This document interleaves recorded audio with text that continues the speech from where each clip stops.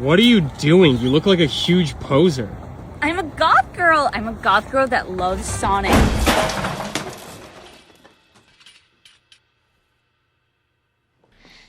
Why do you suppose he just threw a chair at your head, Pinky Chew? You pronounced it wrong. Are you posing or are you LARPing? I don't know. What character is that? That's, Mina Mongoose. Yes, and who is that? That's Sally Acorn. So you do know the difference! If you deliberately LARP my special interest, I will fuck you like a pig!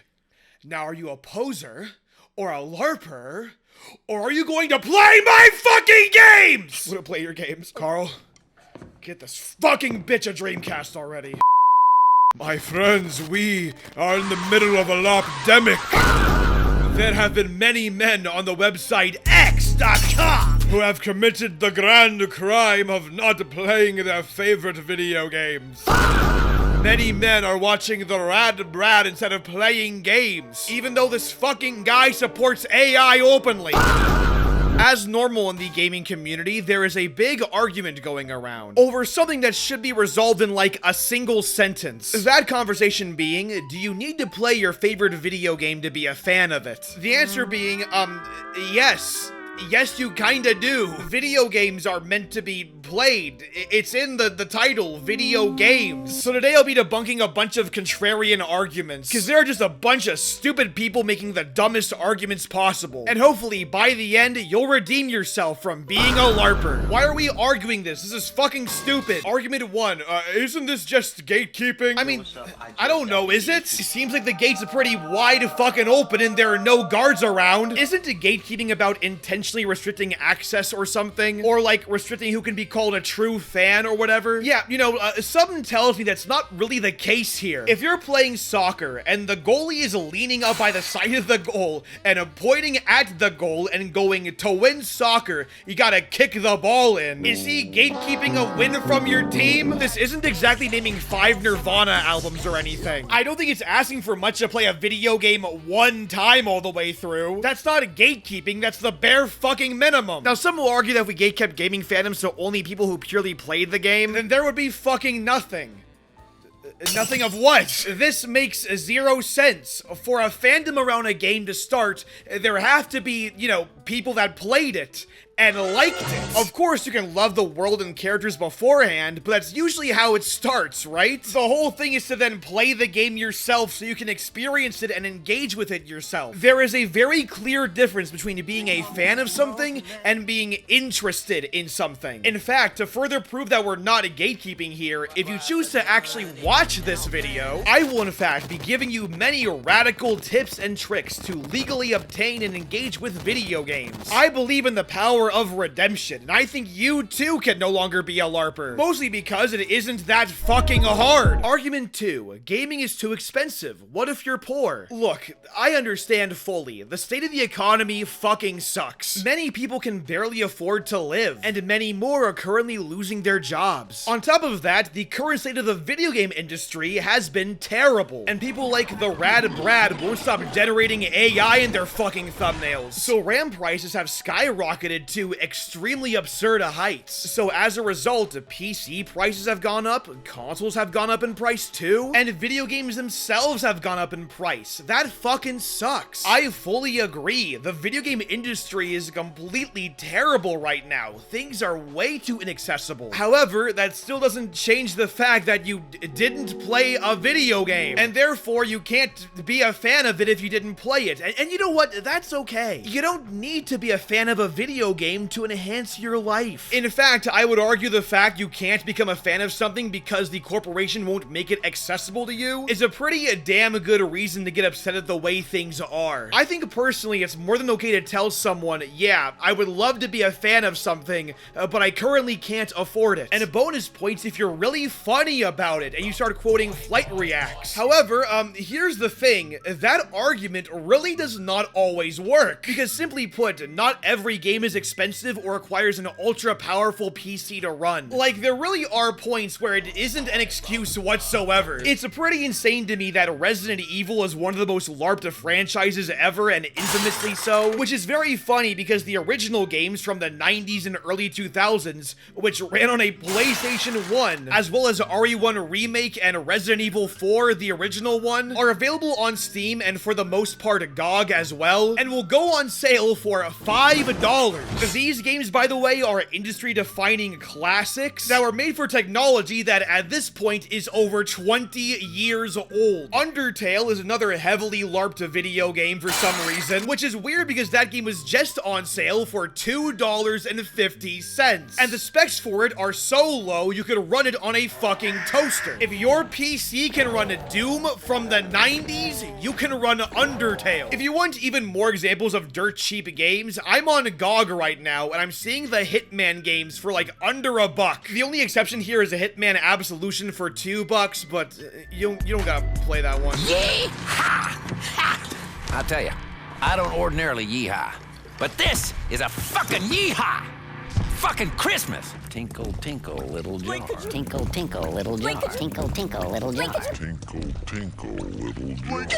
The original Hotline Miami is also currently $1. Sonic Mania currently is $2. Both games can run on literally pretty much anything and are also some of the best games ever made too. Castle Crashers is a certified hood classic, and that's $1.50 right now. I'm not trying to pour shame here either. There really are people that are going through it, and I understand that fully. But if you can't afford a game that's $2.50, you probably aren't even watching this video. The issue with the money argument is that it is incredibly case by case. If you can't afford, like, for example, a GTA 6, you know, but you're still curious about it and want to watch a playthrough, yeah, that's perfectly fine. That still wouldn't make you a fan of the game, of course, but, you know, it's understandable, right? But if you're LARPing a video game that's the same price, if not cheaper, than a loaf of fucking bread, and can run on the average goddamn smart fridge, then I'm gonna be honest here, I think that might be on you. On top of that,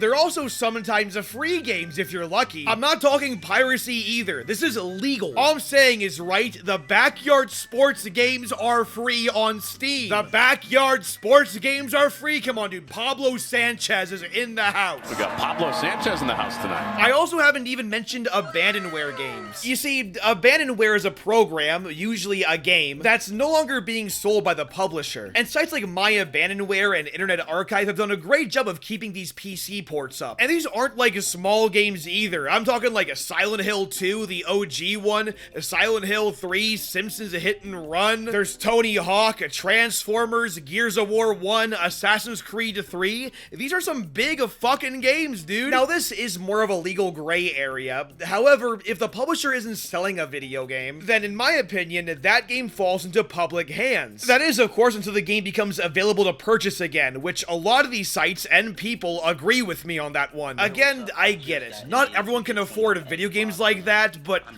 come on now. It's not like you don't have access to a vast library of classic and amazing video games that, again, don't require anything fancy to run. A lack of options doesn't mean no options, period. I'm pretty sure, you know, most people can afford a video game that's free. Argument 3, what if you're disabled? You know you have a Google, right? Okay, this one's actually a little interesting because people get very aggressive virtue signaling it, despite the fact we actually have a lot of really good answers for this one. I mean, first of all, we're assuming that the person making the argument is disabled themselves. And you know, not to assume anything about anyone, but it gets very obvious when you aren't. For example, to quote some random Twitter user, like, dog, what if I had no hands and no feet? He suffers from autism.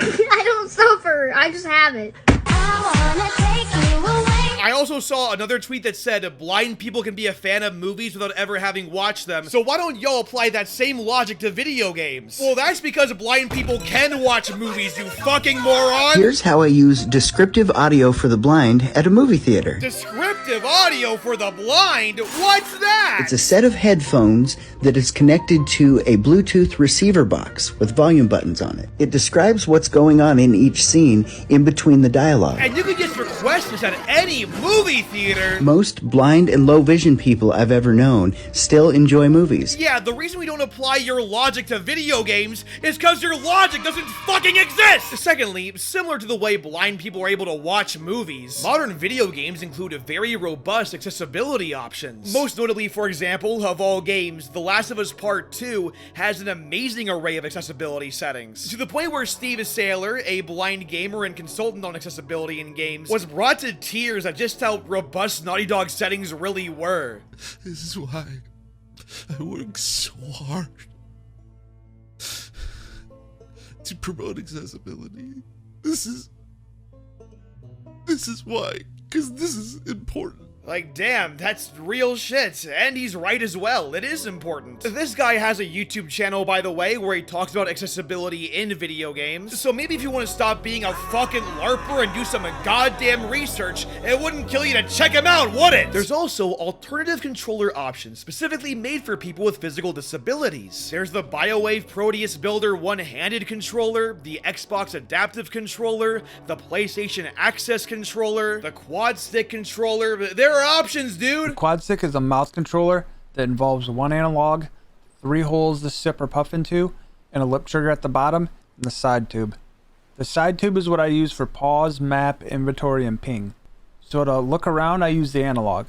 To move around, I'll sip into the center hole, and then I can move around. Now, to be fair, a lot of this stuff is very far from perfect. For one, proper accessibility is a fairly recent thing in video games, with a lot of older games just not taking accessibility into account at all. On top of that, not every studio has a proper accessibility team, so the mileage on if a game has accessibility settings and if they're good or not may vary heavily. Thankfully, there are resources like caniplaythat.com, which gives reviews on games' accessibility options. Another issue, though, is that a lot of these accessibility controllers specifically are still very jank for the most part. On top of that, the actual price for a lot of these peripherals can be ridiculous. $100 for the Xbox Adaptive Controller, almost $90 for the PlayStation Access Controller, and if you want 2 joysticks, you gotta get 2 of them, and for external buttons, you gotta spend another $80. That's in total almost $260, over $500 for the quad stick, and it's currently sold out.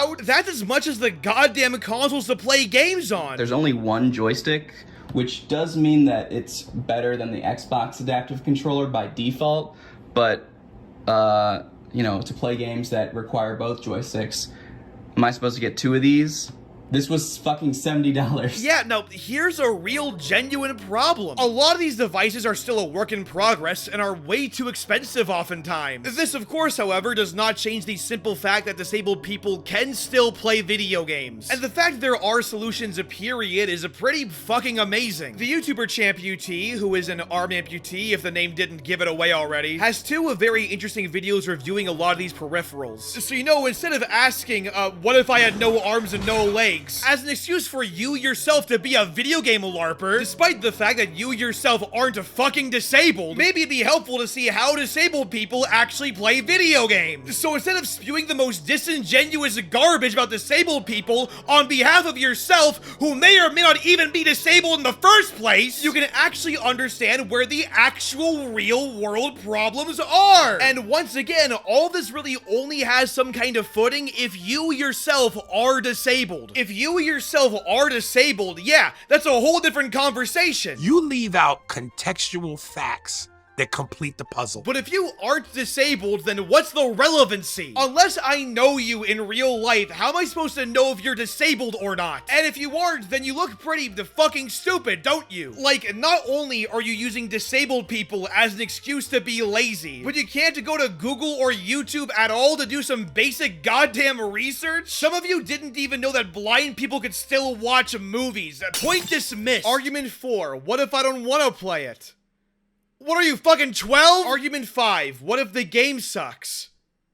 Then you aren't a fan of it. Point dismissed. Okay, but what if the story is better than the gameplay, though? Or what if the game has no real gameplay, then? Okay, well, admittedly, that's a lot more case by case, but I still think regardless, any game is worth playing. A game still thrives on the intimate connection between the player and the game. The interactive element adds some expression from the player. That's kind of the whole point. Otherwise, it wouldn't have been a video game. And even if you didn't like the gameplay experience, it would still be something worth pointing out. Stuff like that helps you gauge what you like and don't like. Mixtape is a perfect example. I didn't care for that game, but it was worth playing. It got me to think, okay, what is the line between what the devs want to do and what would utilize the medium of video games the best? And it got me to think a bit. It was cool. I like that. That's what I do for a living. And once again, interactivity from you is pretty much required for video games, at least when done right. Take, for example, the 1/3 of a good game, Detroit Become Human. A game that's cinematic, but does actually have a very largely robust choice system that requires an intimate connection from the player themselves. So tell me, if the quote-unquote player is watching a playthrough of the game and not engaging with the system that the devs worked really hard on, then they're not the fucking player, now are they? To quote a recent quote from the legendary Shinji Mikami, if watching a playthrough was enough, the game wasn't good enough. This motherfucker don't miss. No, he's fucking good. That motherfucker don't miss, man. Now, of course, interactivity comes from many different areas, which is why I find video games so fascinating. There are so many ways to make people feel intimate about a game through interactivity. Whether it's through puzzle solving, engaging with the mechanics, engaging with the world and story in a tangible way, doing that yourself just feels amazing to do. But by not actually playing it, you are robbing yourself of that intimacy. Watching a playthrough is legitimately not the same as experiencing the game yourself. And if it is, then it probably isn't very good. In conclusion, video games are meant to be played, and that's the end of the fucking story. Look, there's nothing wrong with enjoying a live stream or enjoying a playthrough of a game. And you can get into the world of the game through that, but that's how it starts, right? Like, yeah, of course it's not bad to watch a playthrough, but you ain't a fan of the game. In a similar way, you aren't a fan of a book if you just read the spark notes of it. It's why these people are insanely weird to me. Like, they ask questions that are very easy to answer. They address problems that already have solutions, and they use a bunch of buzzwords to masquerade how shallow they are. I swear to God, I will hunt you down and stick a loaded fucking hot piece of dynamite right up your fucking asshole. And again, some of these concerns are very much legitimate. Like, yeah, games are too expensive nowadays. And yeah, we do need a more optimal way to help disabled people enjoy video games. But here's my question. Assuming you aren't disabled, let's say you had all the money in the world. Would you, with that money, buy your favorite video game and play it? If the answer is no, then you're a goddamn trendy-ass gaming LARPer. If you really want to watch someone play a video game while still being a fan of it, get a boyfriend or a girlfriend or something. At least you two can bond over the most romantic game ever made. Kane and Lynch 2 Dog Days. Fuck you in the lanes you came with. Me and you ain't on the same shit. You ain't in my lane, bitch, nah. Throw that shit in fifth, rollie on my wrist. Ay, baby, you a star, I'm my only wish. I'm counting blue hundreds, I'm too money. Ay, and my little bitch, she too lovely. Yeah, hanging up and calling me right back. Ay, baby, why you calling me like that? Yeah, getting high with the seat, lay back. Baby, gon' relax, yeah. Hey, they don't know the half, yeah. No matter what happened, I got your back. Baby, that's the facts, yeah. That's the facts, yeah. And we can fight, but the feeling's gone. I try to find the words, but they never come. I can still see you on the lawn. Hey, laying outside in the summer sun. Yeah, we can fight, but the feeling's gone. I try to find the words, but they never come. I can still see you on the lawn, hey, laying outside in the summer sun. Hey, I'm with a dark-skinned girl on a Sunday, that's that Black Sabbath. She put them ones all down on a Hyundai, and she had to have it. Baby, that's the facts, yeah, that's the facts, yeah. Any of you up for dominoes? Why not? Ah!